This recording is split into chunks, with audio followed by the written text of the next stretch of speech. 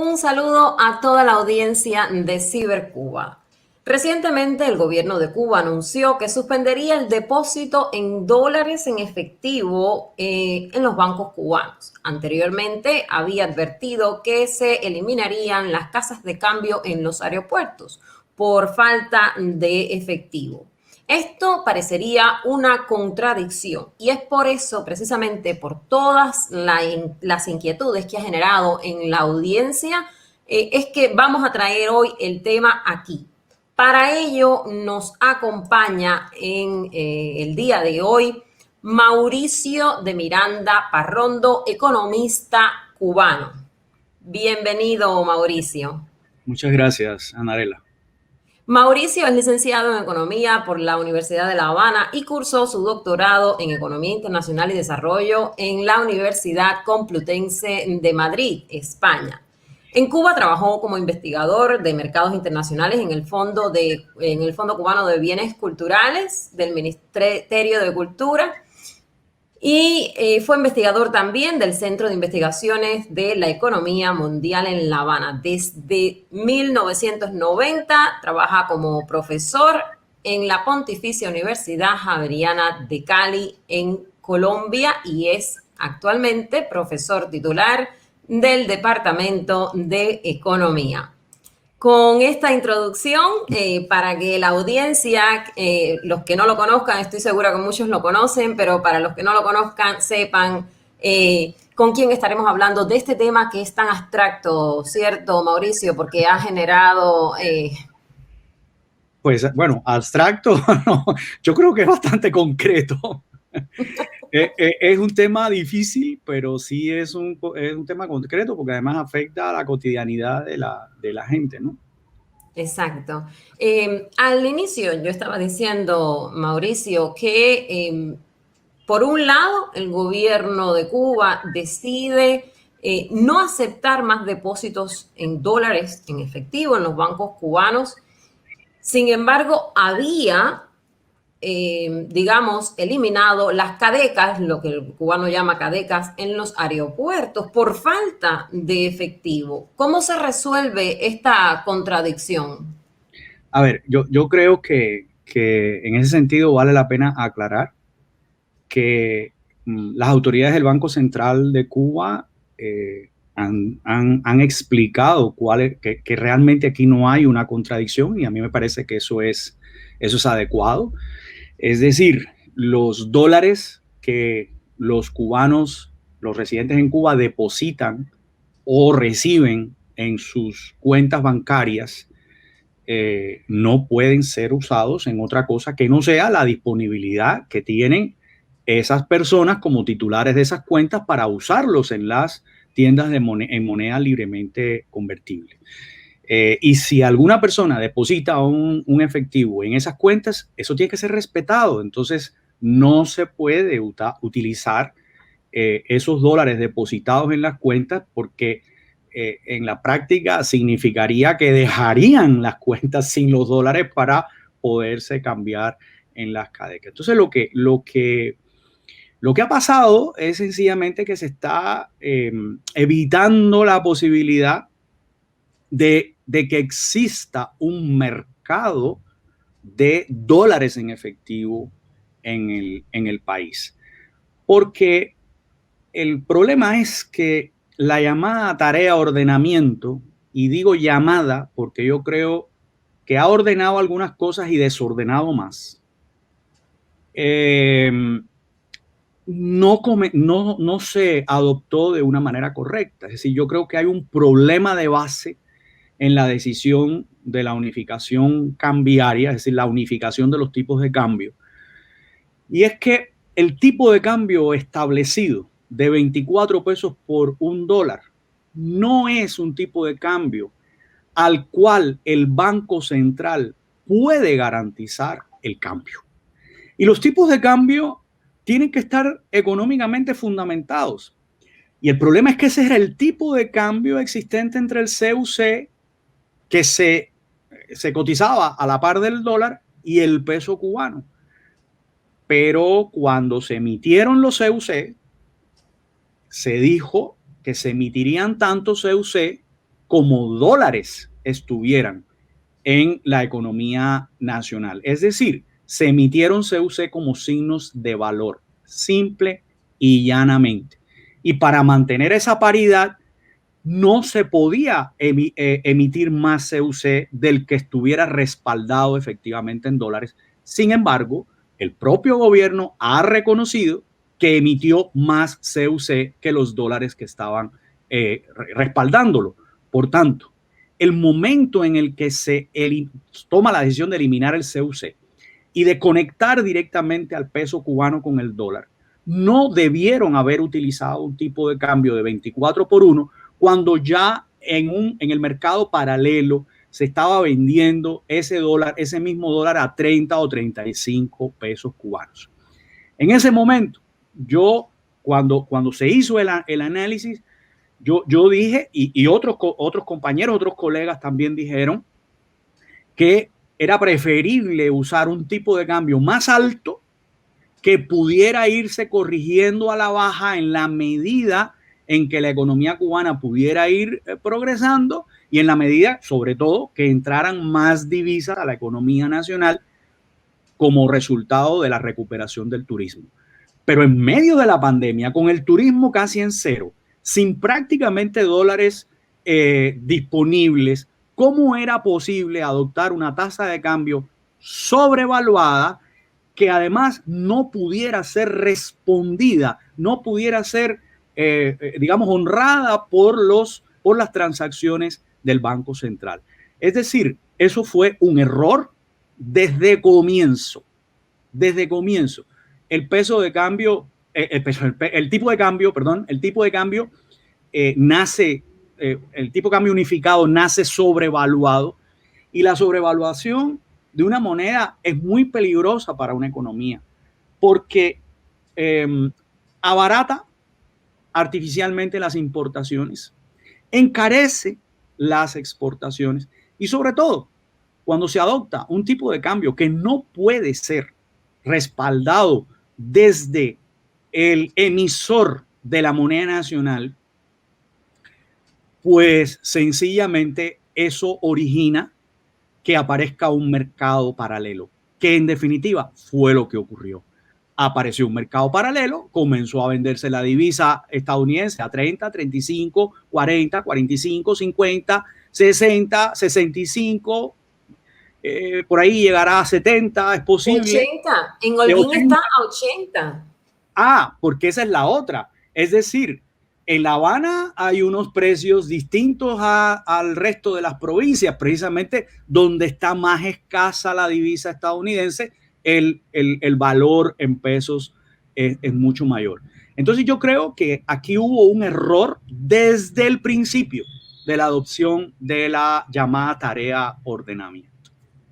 Sí, y bueno, si esta medida es peligrosa en cualquier tipo de economía, imagínense ustedes, la audiencia, ¿no? En un tipo de economía como la cubana, que está tan deteriorada, que está ahogada, no solamente por la pandemia, sino por todo lo que ya sabemos, ¿no?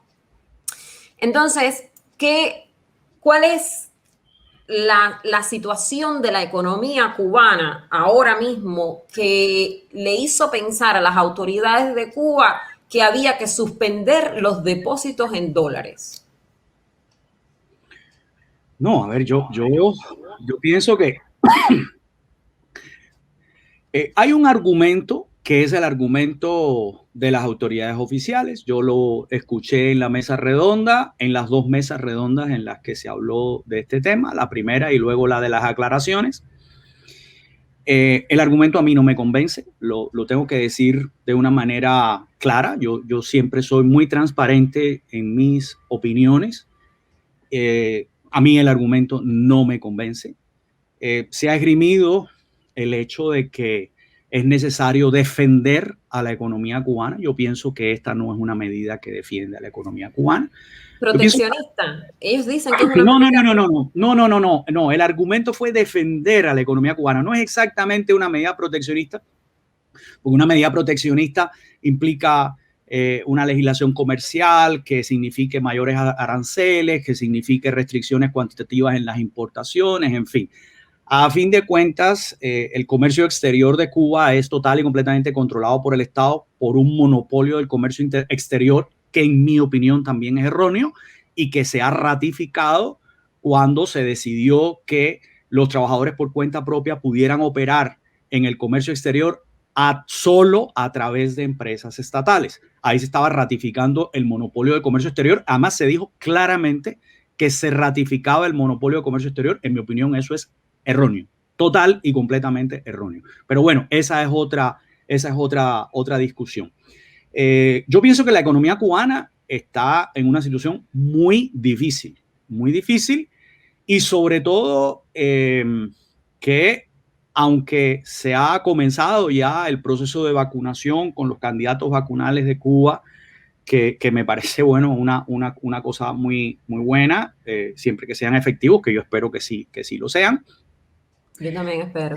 Sí, por supuesto. Al menos yo sí tengo mucha confianza en la calidad de nuestros científicos. De los científicos, ¿cómo no? Sí. A ver, yo pienso que a pesar de esto, estamos observando un incremento muy peligroso de los casos de contagio en Cuba, que no llega a ser tan alarmante como otros países, pero que dadas las condiciones de Cuba, dada la situación incluso económica de Cuba, en donde no se puede decir se cierra todo y todo el mundo en la casa, porque sencillamente eso no es posible, como ha ocurrido en otros países, pues esto puede ser un fenómeno bastante complicado. Y lo digo por la extrema dependencia que Cuba tiene respecto a los ingresos por servicios profesionales, a los ingresos por servicios turísticos y a las remesas. Es decir, tiene una extrema dependencia de factores que no dependen de Cuba. Porque tenemos una industria realmente en un estado deplorable desde el punto de vista productivo, con indicadores de producción inferiores a los de 1989. Tenemos una industria azucarera produciendo tanta azúcar como 1907. Tenemos una situación del sector agropecuario muy complicada, en donde, por si fuera poco, también se siguen cometiendo los mismos errores burocráticos de siempre, como fue publicado ayer por el periódico Adelante de Camagüey, una situación de deterioro de una cantidad inmensa de mangos. En fin, y esto pues, es solamente el ejemplo de una situación muy complicada. ¿Por qué? Porque los ingresos por servicios profesionales que el país recibe fundamentalmente provienen de Venezuela. En estos momentos, fundamentalmente provienen de Venezuela. Y Venezuela es una economía que está en una profundísima crisis. Y personalmente yo no sé por qué esto no se publica. Claro, es que esa es la otra. No tenemos información pertinente y oportuna sobre el comportamiento de los indicadores económicos. Es decir, hay un apagón estadístico y la información la recibimos con muchísimo retraso, pero de acuerdo con cifras del Fondo Monetario Internacional, la economía venezolana se contrajo en el año 2019 un 35% y en el 2020 un 30%. Fue la economía latinoamericana con peor desempeño en los 2 últimos años. Y muy probablemente Venezuela tenga cuentas por pagar a Cuba. Es decir, que no hay un flujo de divisas hacia la economía cubana por los ingresos, por los pagos que por servicios profesionales podría estar realizando Venezuela. O no hay un flujo suficiente, para decirlo con más rigor. Y con un turismo prácticamente en virtual parálisis, que no se vislumbra una apertura a menos que cambie la situación epidemiológica del país y del mundo, pues yo veo que hay una situación muy grave en la economía nacional. Y en el orden personal, no digo que no me convencen los argumentos y me disculpan los funcionarios que han dado estas razones, pero no me convencen. Las razones son la agudización de las presiones del gobierno de Trump y el hecho de que la administración Biden no hubiera cambiado la política. Es decir, las restricciones en el uso de dólares existen desde que existen las sanciones económicas de los Estados Unidos. Esto no es nuevo. La agudización de las sanciones económicas con la introducción del título tercero, con la restricción de viaje y con toda una serie, y con la inclusión de instituciones financieras cubanas en listas negras y la misma inclusión de Cuba en la lista negra de fomento o apoyo al terrorismo, que son medidas que sin duda alguna han complicado mucho más la situación, y sobre todo por el tema de las instituciones financieras. Todo esto ocurrió en el año 2019 en 2020, los últimos años de Trump y los primeros días de enero antes de irse, que se fue de la presidencia, por supuesto, dejando ahí una situación muy caliente para el próximo presidente. Es decir, Obama se fue facilitándole las cosas a Trump y Trump se fue dificultándoselas a Biden. Pero eso era de esperar. Lo que quiero decir es que no ha cambiado nada fundamental que implique que por esa razón es que se toma la medida de eliminar los depósitos, de no permitir más los depósitos en efectivo. Ahora, es una medida perentoria de 10 días nada más. Te dan 10 días para hacer todo esto. Y esto, sinceramente, me lleva a mí a pensar que el argumento real es sencillamente la inmensa escasez de divisas que hay en el país, la necesidad de bancarizar, de recaudar esas divisas y bancarizarlas para poder operar. Ahora, estamos en las mismas. Esa divisa, en teoría, no podría ser usada. Entonces, yo realmente no veo la utilidad de la medida. No la veo por ningún lugar, la utilidad de la medida. En cambio, sí le veo problemas. Sí le veo problemas por la incertidumbre que genera. Sí le veo problemas por la credibilidad que los actores económicos pueden tener respecto a la confianza en las medidas del gobierno cubano, que van cambiando de una para otra sin que uno vea una línea estratégica marcada. Puedo hacer una pregunta, y es precisamente en relación con lo que estabas diciendo ahora mismo, Mauricio. El dólar, tú mismo dijiste que esta situación viene desde hace tiempo, las limitaciones que hay con el uso del dólar americano por las sanciones de Estados Unidos. ¿Por qué entonces se mantiene el dólar como moneda de referencia para el cambio? Otra cosa, porque no quiero que se me vaya la pregunta porque me surgió ahora, pudiera entonces, ya que ellos no pueden usar el efectivo que piensan recaudar ahora con 10 días de ultimátum que han dado para los depósitos, ¿pudieran ellos sacar el efectivo de Cuba y depositarlo en otros bancos, en otros lugares? Esas dos preguntas por el momento.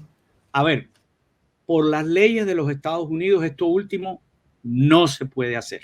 Es más, por las leyes de los Estados Unidos, Cuba no puede operar en dólares. Cuba, los dólares que recibe los tiene que cambiar obligatoriamente a euros o a otras divisas extranjeras. Y claro, yo me imagino que bancos que tengan relaciones importantes con bancos estadounidenses o con el gobierno estadounidense, en fin, o que tengan sucursales en los Estados Unidos, muy probablemente no se atreverían a utilizar, es decir, no se atreverían a funcionar como bancos corresponsales, que es lo que normalmente se usa de las instituciones financieras cubanas. Y esto también fue anunciado, es decir, se dijo que varios bancos que eran corresponsales en otros países pues decidieron rescindir sus contratos de corresponsalía. El banco corresponsal es el que representa los intereses de otra entidad financiera en un determinado país. Y entonces sirve como puente para esas transacciones. Mauricio, pero por ejemplo, ahora mismo que ellos están renegociando o han renegociado, aunque no conocemos los detalles, ¿no? Su deuda con el Club de París, por ejemplo, pudiera darse el caso, y me perdona si lo que voy a preguntar es un disparate, porque yo no soy economista, pero tengo esa duda, pudiera darse el caso de que ese efectivo que ellos recauden de alguna manera puede hacerse llegar a, digamos, ya sea al Club de París o a cualquier otro, a cualquier otra persona que ellos le deban dinero para que los extraiga del país de manera en efectivo. No, a ver, uno no puede meter esos dólares en una maleta y montarse en un avión y llevarlo para otro lugar. Eso no se puede hacer. Eso no se puede hacer. Las transacciones son transacciones bancarias, las transacciones internacionales son transacciones bancarias. Ahora, lo que yo decía es que, si la línea mía es que yo puedo aceptar, lógicamente, hay que aceptar la realidad de que hay bancos que no quieran seguir operando a raíz, sobre todo, de la inclusión de Cuba en la lista de países promotores del terrorismo, porque eso tiene unas complicaciones tremendas a nivel internacional. Yo creo que esta sí es una medida que debería ser revisada por parte del gobierno de los Estados Unidos, porque mejor dicho, no es una medida coherente ni es una medida lógica en estos momentos. Ahora, aparte de esto, la realidad es que existen otros bancos que yo estoy seguro que podrían no respetar las leyes de embargo de los Estados Unidos. Y son bancos, por ejemplo, podrían ser los bancos chinos, que son muy poderosos a nivel internacional y que yo no creo, con independencia de que que tengan intereses incluso esos bancos en Estados Unidos, que seguramente los tienen los más importantes. Probablemente bancos rusos. Con esto no estoy diciendo que la maravilla sea unas relaciones muy profundas con China y con Rusia, pero eso es una realidad. Esa es una realidad y es una realidad de este momento. Entonces yo pienso que perfectamente estos bancos estarían en mejores condiciones que bancos europeos o que otros bancos. Pero lo que pasa es que en Cuba, de todas maneras, y sobre todo con la redolarización de la economía, y se anunció siempre como un fenómeno parcial, pero ese fenómeno ha ido increciendo, y entonces ya no solo son una serie de bienes de alta gama, ya son bienes de necesidades básicas, ya es también el mercado mayorista. Es decir, esto pinta muy parecido a la situación de los años 90, lamentablemente. Entonces, frente a esto, lo lógico por ejemplo, ayer Oscar Fernández, profesor de la Universidad de La Habana, publicó un interesante artículo en un Cuba News en donde incluso estaba recomendando, y esta es una idea que me parece que es lógica, y era canalizar este dinero en efectivo justamente en el mercado interno de divisas. Él proponía una idea de canalizarlo a un tipo de cambio que fuera el tipo de cambio de mercado diferenciado del tipo de cambio oficial. Yo personalmente no estoy de acuerdo, se lo dije, se lo puse en un comentario, le puse que la idea en general me parece muy, muy buena, canalizarlo en el mercado doméstico de dólares, es decir, restablecer ese mercado doméstico con esos dólares en términos de compra-venta. Pero lo que sí yo creo es que la tasa de cambio debe ser devaluada. Debe ser devaluada y debe existir un mecanismo mediante el cual la tasa de cambio fija no se convierta en un Una ámbito de la utopía. cual no se pueda salir, porque estaríamos en una situación ficticia como la que hubo cuando la tasa de cambio era 1 por 1. Entonces, yo pienso que eso hay que corregirlo y yo preferiría tener un mercado transparente en el que la tasa de cambio fuera la que dice el mercado y se fuera corrigiendo en la medida que la economía fuera recuperándose. Sin embargo, para recuperar la economía, eso no cae del cielo, no se resuelve con medidas monetarias, no se resuelve con medidas de la circulación, se resuelve tomando las medidas que hay que tomar para estimular la producción de bienes y de servicios, específicamente la industria, la agricultura, la construcción, el transporte, en fin, prácticamente todos los sectores tienen que ser reconstruidos.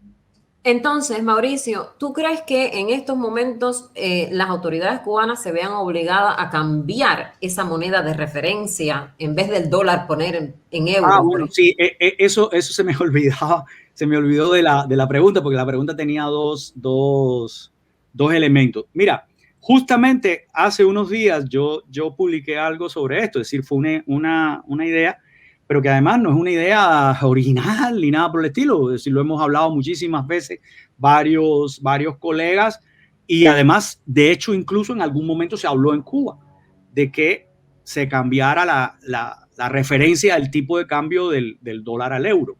Yo creo que eso sería perfectamente una medida adecuada. Esa sería una medida adecuada. A fin de cuentas, el euro es la segunda moneda que más se usa en las transacciones internacionales.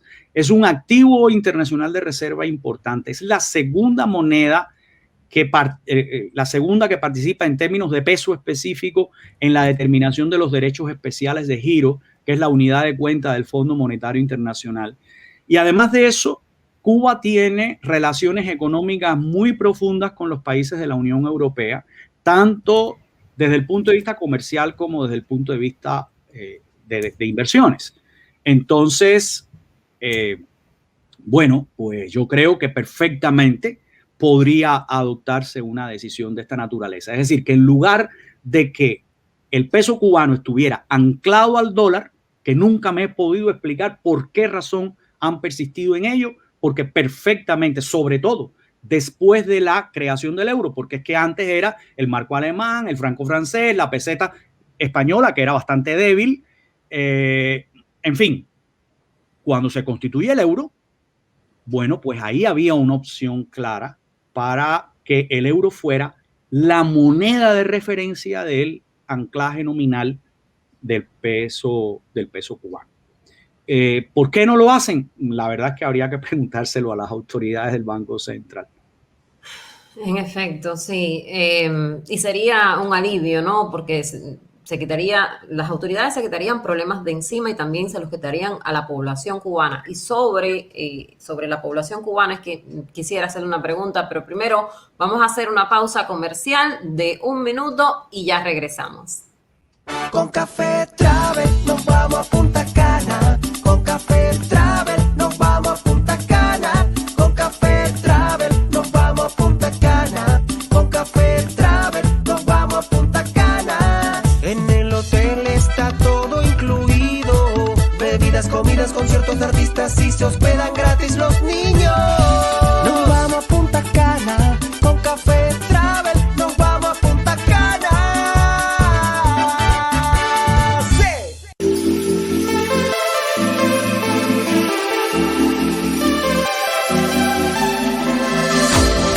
Compartir los momentos felices, compartir la alegría, es de buenas amigas.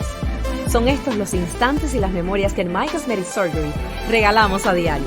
Cumplimos los sueños de amigas. Estas pacientes reales, con resultados reales.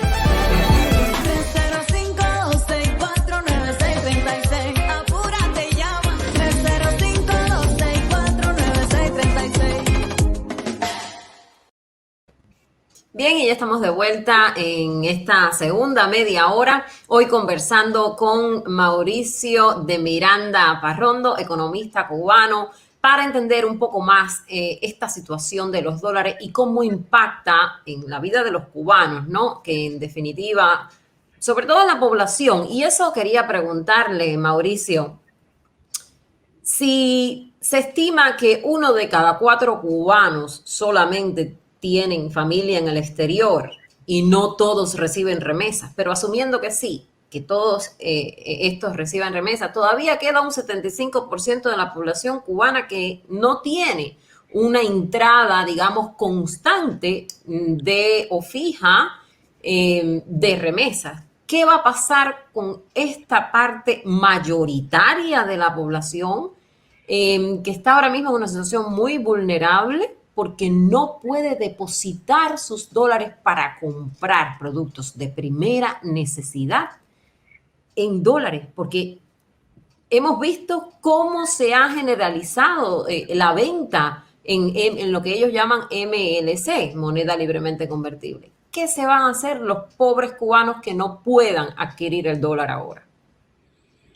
Bueno, este es el mismo problema de siempre, es el mismo problema de siempre y el problema que tiene una dolarización que dolariza los gastos, pero no los ingresos de las personas. Es decir, los países que adoptaron la dolarización plena en sus economías, Ecuador, por ejemplo, El Salvador, aunque ahora a Bukele se le ocurrió el tema del Bitcoin. Vamos a ver qué otras cosas se le siguen ocurriendo. O que tenía Panamá desde su creación. O el caso de Montenegro, que usa el euro. La economía de Montenegro está euroizada, aunque Montenegro no es miembro de la Unión Europea. Es decir, este tipo de países sencillamente dolarizan, eliminan su moneda nacional o la tienen ficticia, como el caso de Panamá, que habla de los balboa y tiene los precios en balboa, pero lo que circula es el dólar. Pero la dolarización significa que se dolariza todo. Pero en Cuba, cuando se ha dolarizado, se han dolarizado los gastos de la gente, pero no los ingresos. Y para colmo, esos ingresos están en unos valores en pesos a una tasa de cambio que está muy lejos de la realidad. Entonces, por eso es que yo insisto en la necesidad de que el tipo de cambio sea el tipo de cambio adecuado a la realidad del mercado. Claro, eso tiene una serie de implicaciones porque demuestra cuán bajos son los ingresos de la población por la vía de sus salarios. Y esto, por supuesto, agravado por el hecho de que la mayor parte de la población depende en sus ingresos de los salarios que les paga el Estado. Otra cosa sería si existiera un pujante sector privado o un sector cooperativo que permitiera no solo dinamizar el mercado en términos de producción de bienes y de servicios, sino que también permitiría sencillamente hacer un reajuste de ingresos, de manera que el desplazamiento de fuerza de trabajo que se moviera hacia el sector privado permitiera incluso mejorar los ingresos de los trabajadores estatales que efectivamente sean necesarios, porque es evidente que el sector estatal cubano está sobredimensionado y eso lo reconocen las propias autoridades, pero no se toman las medidas que es necesario adoptar. Y para adoptar medidas para ponerlo en la dimensión correcta, se necesitan también medidas que permitan precisamente el desarrollo de la economía privada.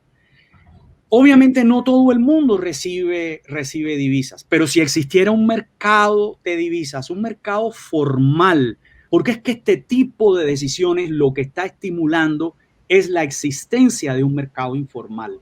Y en el mercado informal los riesgos aumentan, por tanto también el precio de la divisa tiene un componente allí que puede ser de incremento relativamente artificial, precisamente por el riesgo que se está incurriendo. Por tanto, lo mejor sería la existencia de un mercado transparente donde cualquiera, así el que no reciba remesas, pueda adquirir las divisas que necesita o que puede adquirir, y los que reciben remesas de pronto estén interesados en venderlas, incluso hasta por hacer negocio, vamos a estar claros, esa es la realidad. El intercambio de divisas toda la vida ha sido un negocio.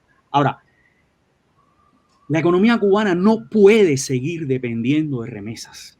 El país no puede seguir dependiendo de remesas. No puede seguir dependiendo del turismo solamente. No puede seguir dependiendo de un sector, 2 sectores, 3 sectores, pero mucho menos de las remesas, porque ahí sí que hay una transferencia de recursos sin que haya creación de valor.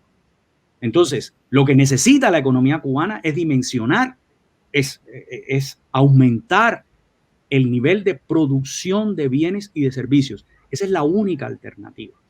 Es la única alternativa. Y es evidente que el Estado no puede garantizar esto porque no tiene los recursos, ni existe en Cuba fuentes de acumulación interna, fuentes de ahorro y de acumulación interna que permitan aumentar la inversión. De manera que es evidente que Cuba necesita importar ahorro externo.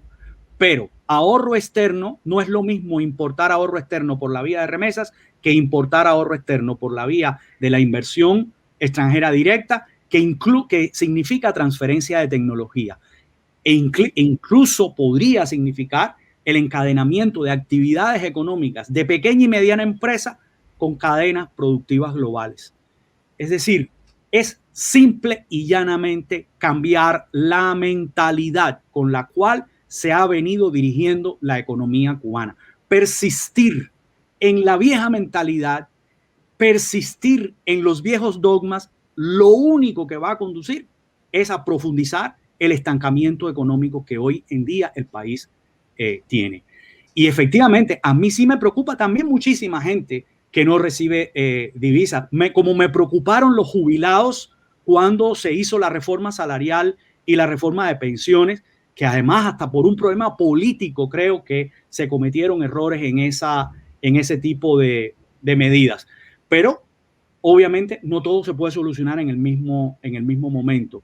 Hay que sencillamente adoptar con paso firme medidas audaces que permitan que la economía salga del estancamiento para que entonces el crecimiento económico tenga un determinado efecto de derrame sobre el mejoramiento del bienestar de la población.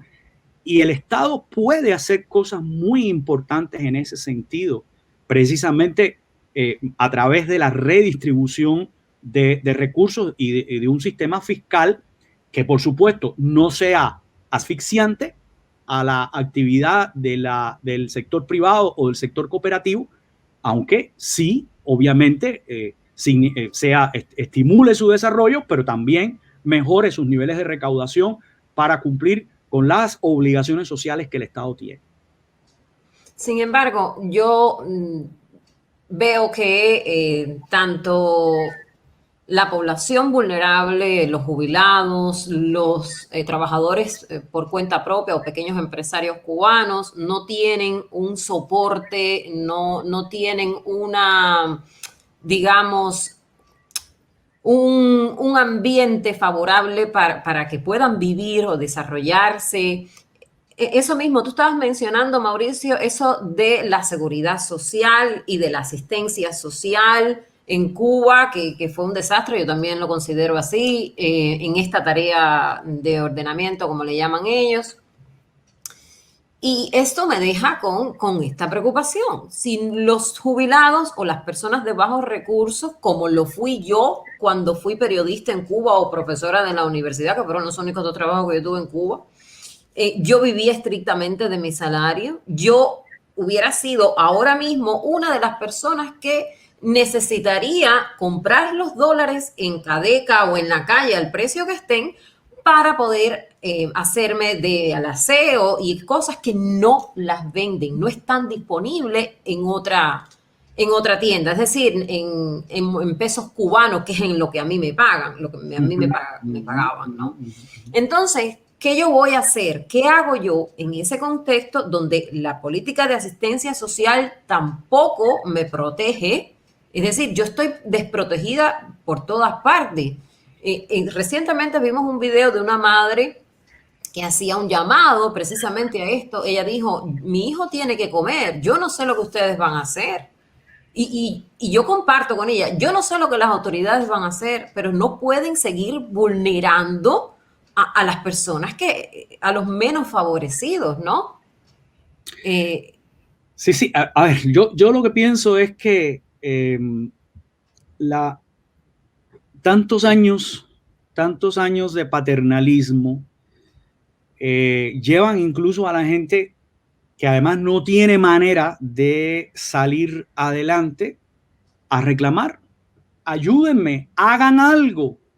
Pero lo que hemos debido, o hemos no, porque la verdad es que no es conveniente usar esa primera persona del plural, han debido, porque en esto yo sí quiero ser muy claro, yo creo que observaciones críticas han llovido todos estos años, incluso desde los años 90 hay importantísimos trabajos de especialistas en economía y en otras áreas, en sociología, etcétera, planteando este tipo de problemas. Lamentablemente hay cosas que no se conocen porque no se dispone de los datos. Nosotros no tenemos encuestas públicas o que permitan calcular la distribución del ingreso en Cuba, ni mucho menos, ni la desigualdad, ni mucho menos. Pero evidentemente lo que ha caracterizado este excesivo paternalismo es sencillamente el inmovilismo, porque además no existe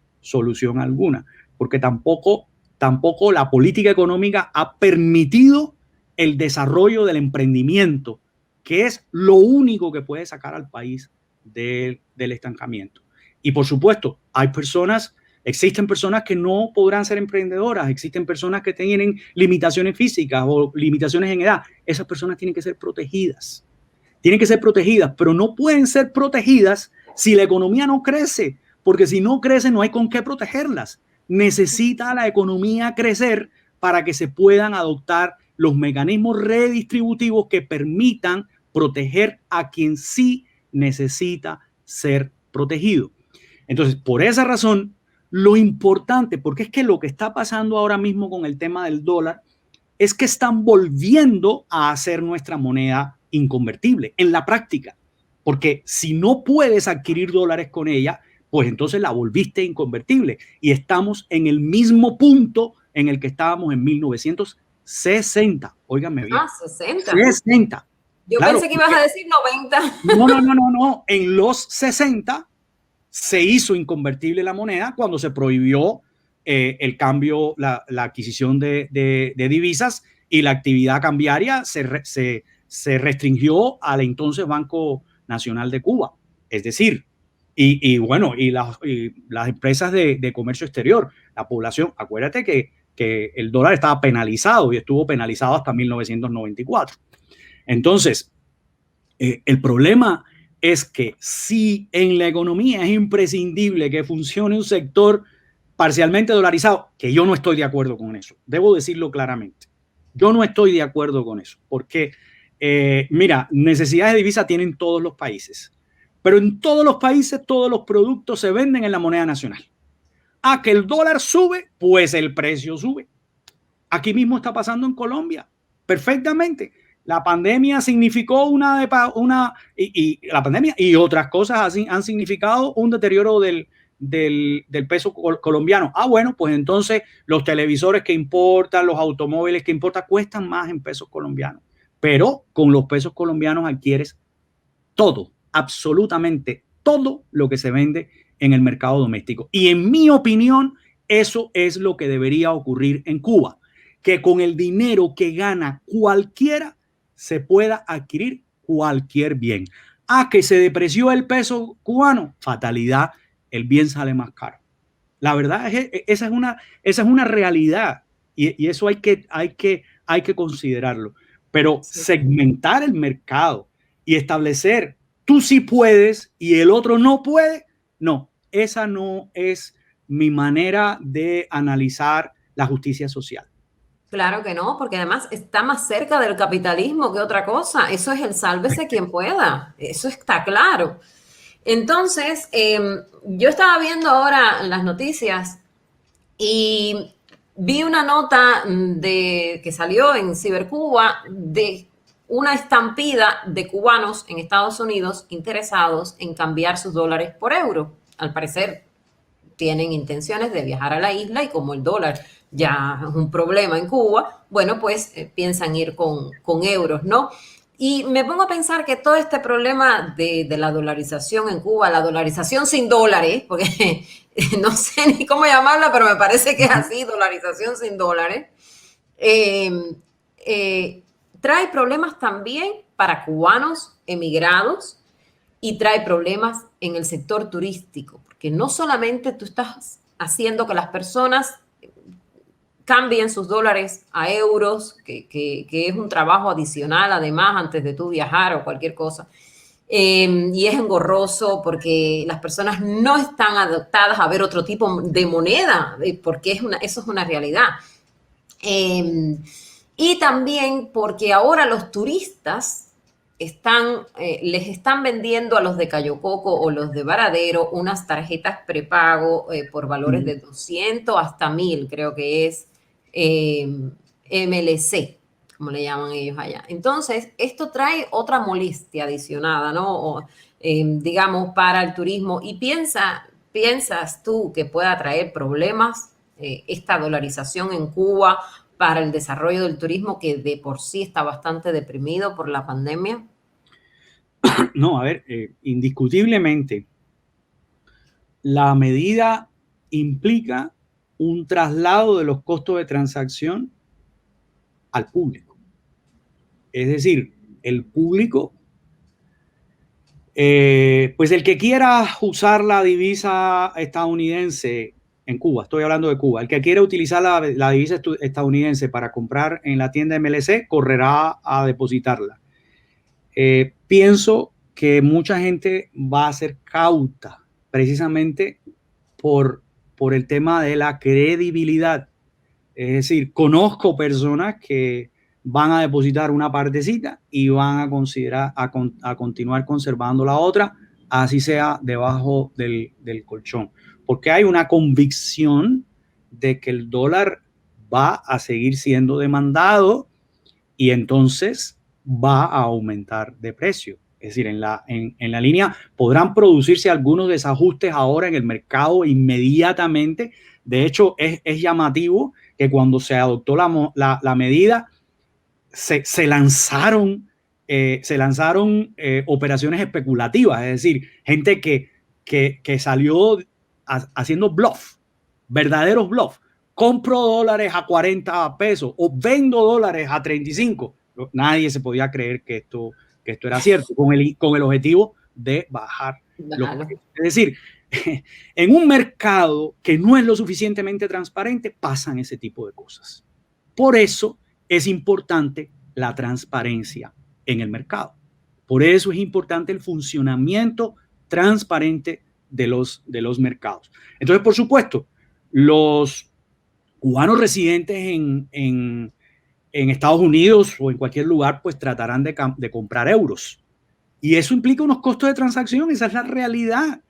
Y entonces uno los tiene que asumir. Los tiene que asumir porque en definitiva las autoridades del Banco Central se están lavando las manos con respecto al problema. Ahora, una de las cosas que a mí me ha llamado la atención es precisamente el hecho de que se hubiera declarado la temporalidad de la medida, con lo cual todavía genera más incertidumbre. Porque, ¿por qué temporal? ¿O es que acaso piensan que las medidas van a ser revocadas en un mes o 2 meses o 3 meses?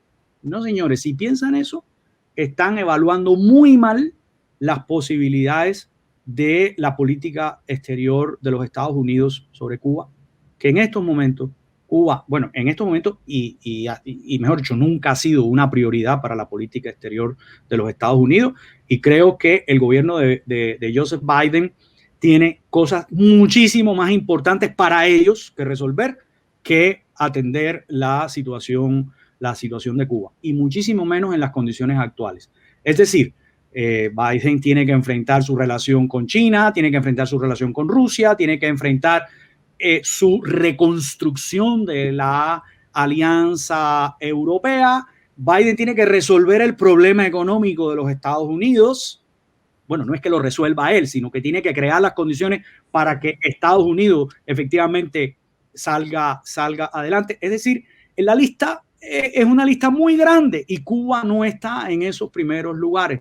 De manera que creo que es hora de que se adopten decisiones de política económica en Cuba que no dependan de que si se arrecia o se afloja las sanciones económicas de los Estados Unidos. Yo creo que esa es una realidad que solo Estados Unidos la puede cambiar y que hay que hacer medidas, eso sí, hay que adoptar medidas que resuelvan los problemas de la economía cubana desde la posibilidad de Cuba, desde la posibilidad de Cuba. Y hay mucho por hacer en ese camino sin que ocurra nada diferente en las sanciones económicas que sin duda alguna afectan a la economía cubana. Eso nadie lo debe minimizar porque realmente hay afectaciones evidentes sobre la economía cubana, pero que no son los únicos problemas.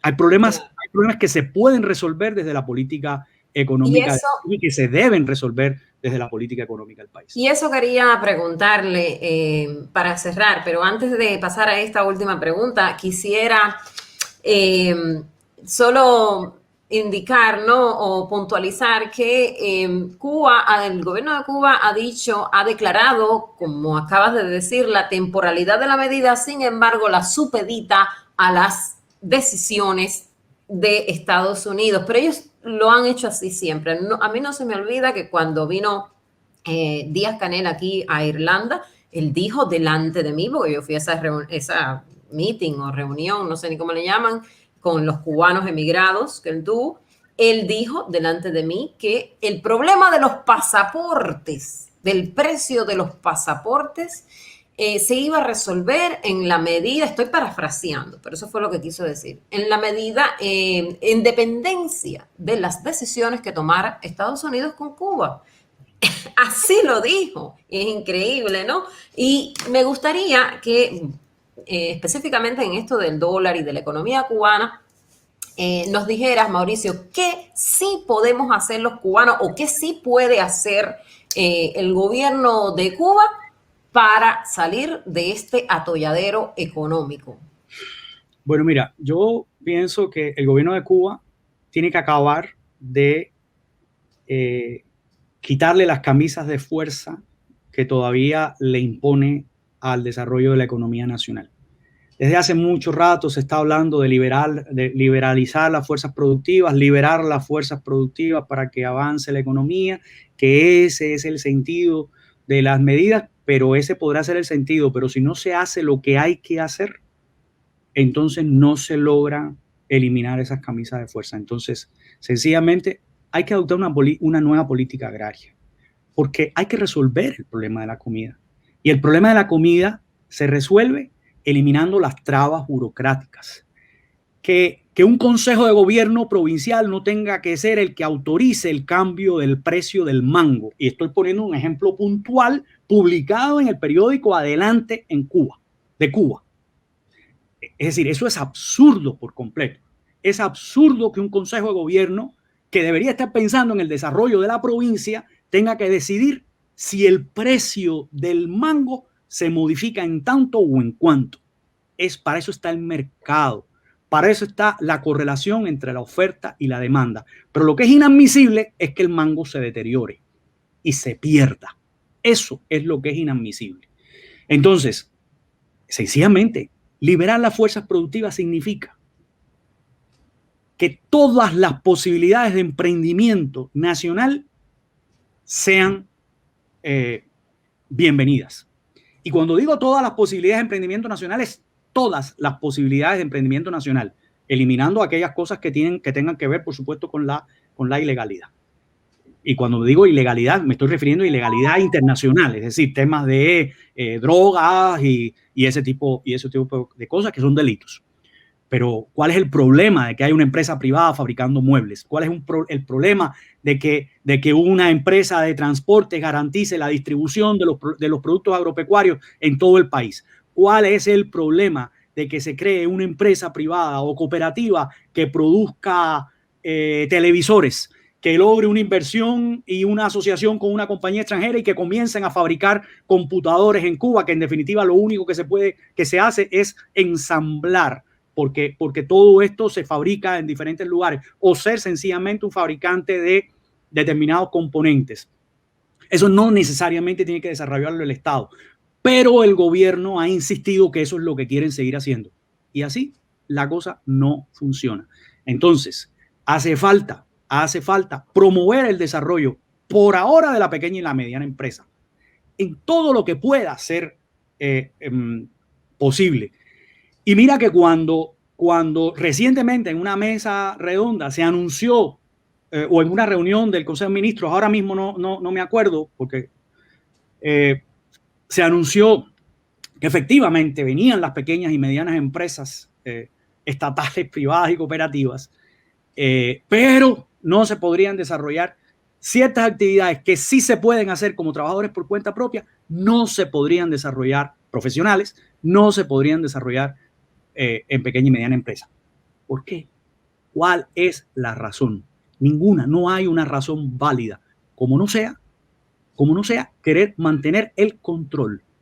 Pero tenemos una dicotomía aquí muy grande. Mantener el control significa frenar el desarrollo del bienestar de la población. Promover el desarrollo del bienestar de la población, promover la producción, promover el incremento de los ingresos, significa perder el control. Yo creo que es hora de hacer ese tipo de sacrificios y de decir, lo prioritario es crear las condiciones para que crezca la economía, para que mejore el bienestar de la población. Y si eso significa que aparecen ricos, bienvenidos sean los ricos, siempre que se enriquezcan con su trabajo, siempre que no sea explotando a otros, siempre que no sea haciendo trampas. Y las trampas y la explotación se facilitan precisamente cuando los mercados no son transparentes. Entonces necesitamos un cuerpo institucional, un marco regulatorio que garantice ese tipo de cosas y que Cuba sea finalmente un país en el que se respete la ley y que la respete todo el mundo, que la respeten los ciudadanos y que la respete el gobierno.